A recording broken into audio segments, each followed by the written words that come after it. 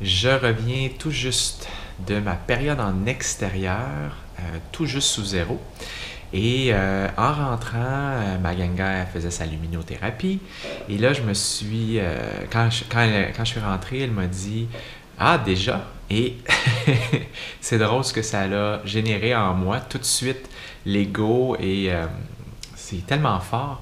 Une simple parole, et je la connais tellement bien que je sais que ça vient avec zéro méchanceté, ça vient avec aucune mauvaise intention de générer ce que ça a généré en moi. Ça m'appartient. Mais ça m'a rappelé à quel point les mots sont puissants. Les mots peuvent élever, les mots peuvent détruire.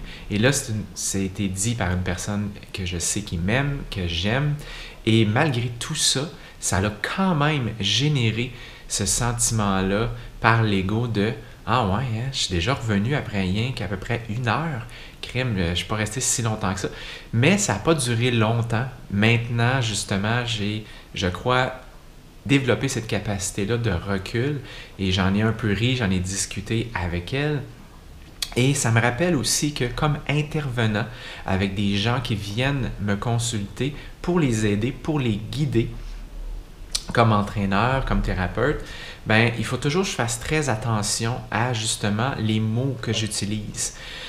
Puisque les mots peuvent être interprétés de façon différente et aussi, comme Malganga me le disait bien, oublie pas, Eric, ce ne sont pas tous les gens non plus qui vont venir valider ce que tu leur as dit et aller plus loin justement dans leur ressenti par rapport aux mots qui auront été dits. Donc, les gens peuvent partir avec toutes sortes de sentiments que ces mots-là auront provoqués. Alors, je dirais, comme individu, dans nos rapports avec les autres, de vraiment faire attention à ce que l'on dit. La portée peut être très grande.